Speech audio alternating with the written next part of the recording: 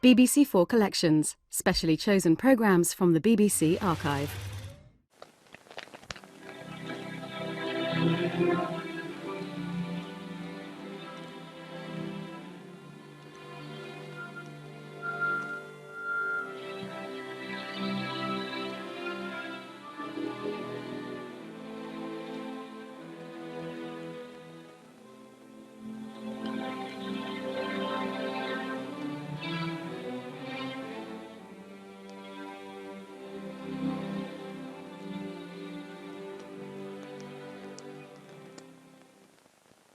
Good evening. Well, as you've all heard by now, there's been another unsuccessful American moonshot. This time the idea wasn't to land the vehicle actually on the surface of the moon, but to put a rocket in a closed path round the moon so that it could send us back useful information. Well, unfortunately it failed because there was some kind of a structural fault and the rocket fell back into our atmosphere and was burned away in the manner of a shooting star. Well, that's a great pity because a rocket round the moon would be a really useful thing. It would send us back a great deal of information that we can't get in any other way. But I'm sure that an experiment of that kind will be made again in the near future, and I think we've every hope of success. At the present moment, the moon is about half. And if you look at it through any small telescope, you'll be able to see not only the dark patches, which we miscall seas, but also these craters, these circular walled formations, which seem to cover most of the moon. Well, you can see the dark seas even without a telescope at all, because after all, the moon is by very much our nearest neighbour in space, our nearest natural neighbour, that's to say. Its distance is less than 250,000 miles. Now, let's imagine some kind of vehicle going round the Earth. By the time it's gone round 10 times, it will have covered a total distance which is greater than the distance between the Earth and the moon. And remember that Venus, the closest of the planets, is always at least 100 times as far away as that. Well, rockets, as we know, have been sent to the moon. In September 1939, the Russians landed their Lunik 2 on the moon's surface, not far away from the great 50-mile crater which we call Archimedes. And then in October 1959, just a bit less than a year ago, came that great triumph with the Russian rocket Lunik 3, which actually went round the moon and photographed that part of the moon's surface which we can never see from the Earth because it's always turned away from us. Well, I, for one, certainly won't forget those pictures, because they came through on the night we were going to do one of these Sky at Night programs, and we were the first to give these pictures in this country. And that actually was a picture taken in the studio in October 1959, when I was reading out the announcement. Well, these pictures of the other side of the moon were quite staggering. They were much better than we dared to hope, and this is the first one that came through. In fact, part of that picture shows areas of the moon that we knew. On the left-hand side, there are regions of the moon which are turned towards the Earth and which we can therefore study. But all that part of the moon on the right-hand side of the picture was completely unknown before Lunik 3 made its flight. Now, there are one or two very interesting points about that picture. First of all, there are fewer dark areas than there are on the side we know. There's just one, the Russians call it the Sea of Moscow, which is about 190 miles across. But a lot of the picture appears blank. All this area appears as if it's completely featureless. And from that, a lot of people have concluded that these newly examined regions of the moon are smoother than the regions we've always known. Now, personally, I don't think that's so, and I'd like to explain just why I think that. So let's have a look now at an ordinary full moon picture. This one actually was taken at the Paris Observatory, and it shows the dark seas pretty well. Now, I'm going to put this picture deliberately out of focus. I'm going to blur it. Now you can see that the picture is no longer clear. The Russian Lunik 3 pictures of the other side of the moon were quite obviously not so sharp and clear-cut as ordinary moon pictures. They were wonderful under the circumstances, but of course they were defective in definition.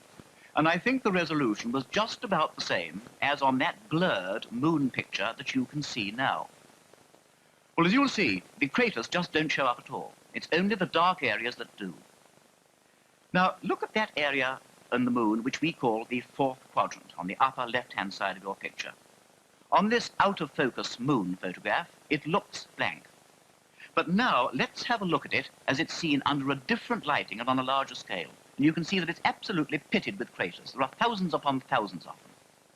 And there, I think, we've got the answer. The newly examined regions of the moon are, I'm sure, just as crater-scarred and rough as the old ones. Only on these first Russian pictures, the craters naturally don't come out. You can't expect them to.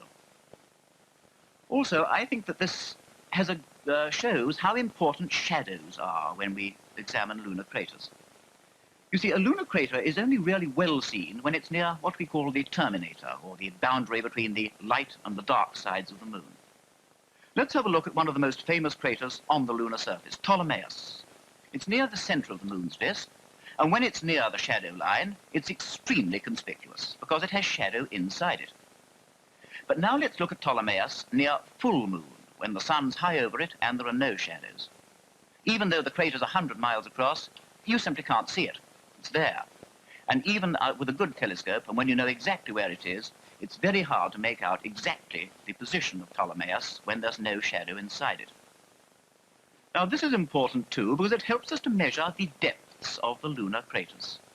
A lot of people have asked me about that, and to try and explain how it's done, I've made a model of a typical lunar crater, and I'm going to show you the progress of sunrise over it. I'm going to illuminate it from the side by means of a lamp, and I think for this we'd better have the studio lights out. Now, first of all, when the sun first appears over the crater, it illuminates only one wall. Then you can see the complete circle. And as the sun slowly rises, you get the central peak, the shadows inside draw back, until finally, when the sun is high over the crater, there's no shadow left inside it at all. Now, that process, as I did it then, takes only a few seconds. Of course, on the moon, really, it takes some time, because the moon spins very slowly. But I'm going to put the lamp back now to a mean position, so we get some shadow inside the crater. Now, we can measure the length of that shadow, as seen from the Earth, obviously. We can also work out the height of the sun above the wall. And from that, we can get the height of the wall above the bottom of the crater. In other words, the depth.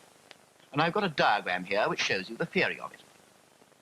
There's the sun shining over the crater and filling it with shadow. As the sun rises, the shadow shrinks.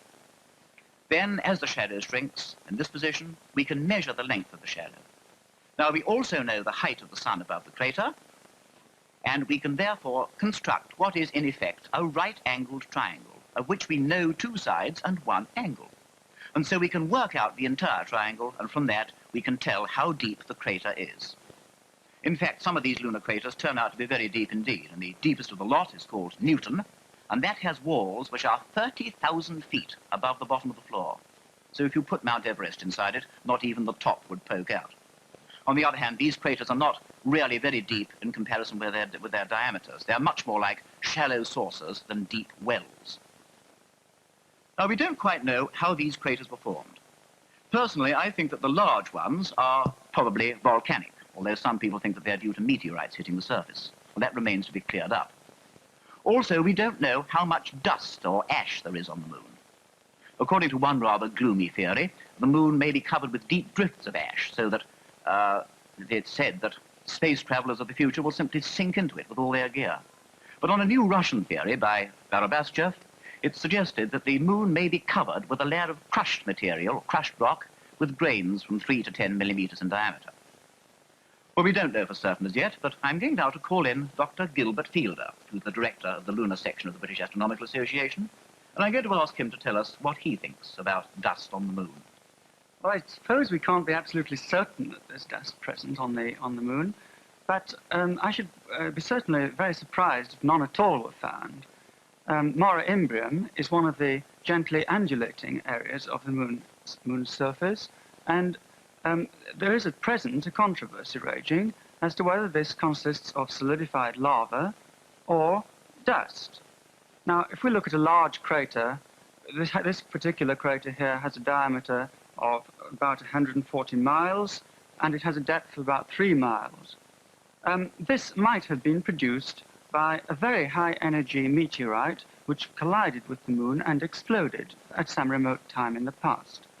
Now, similar collisions might have occurred on the Earth's surface, of course, but any such scars hit on the Earth's surface would have been eroded away by the action principally of wind and water. So we don't see them today. Now, it's been estimated that on the moon there are very many meteorites hitting it.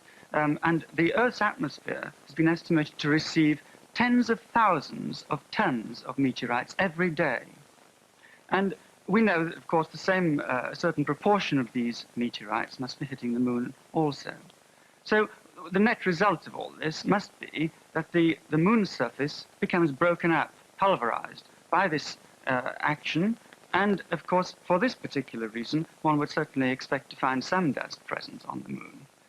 Now, if we look back at this picture again to the smaller craters, we see that these were formed after the larger crater, and going to still smaller ones, we come to many more, and many of these must have hit the moon to produce a certain amount of dust. So it seems reasonable that there must be some dust on the moon.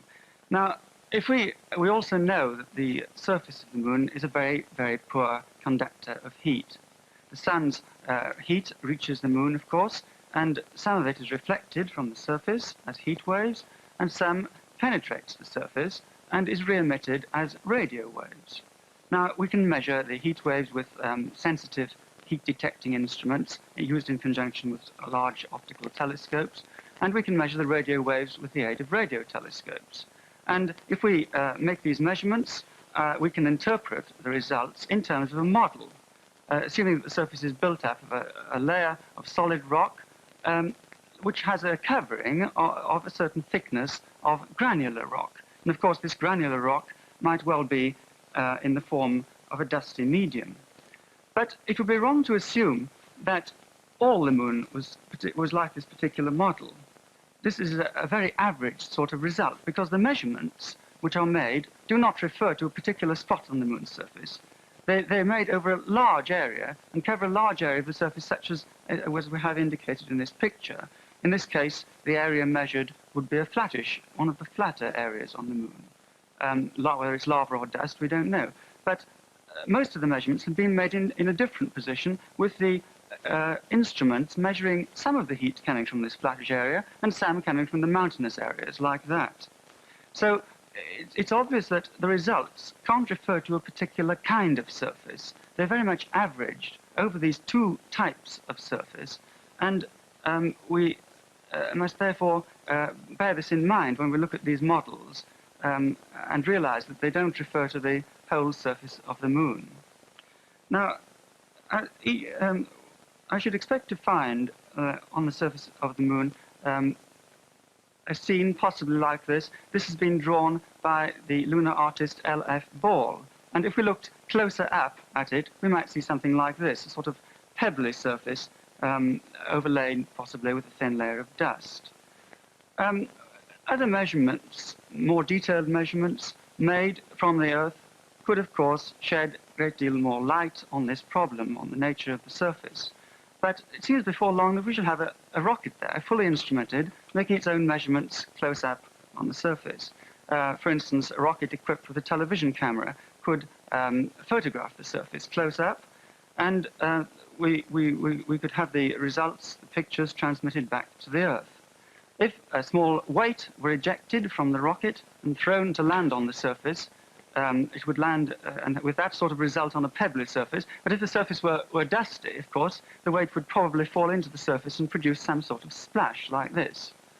Well, if we wanted to know exactly what the surface materials were, we could analyze them by throwing out a sticky tape from the rocket and drawing the tape back so that possibly bits of the rock, bits of the dust would stick to it, and we could analyze these inside the rocket and send the results back. And of course, there are many more experiments which could be made like this. Well, thank you very much, Dr. Fielder, and I'm quite sure you're right when you say that these experiments are going to be interesting, and I think they're going to be made pretty soon. I think you'll agree with that, too, because all the indications are that the Russians are now making such immense progress that almost anything may happen at any moment. And I, for one, am very anxious to see what it is. And of course, space travel itself lies in the future yet, but I think the first explorers may have some surprises when they first step out of their craft onto the barren, bleak moonscapes. Good night.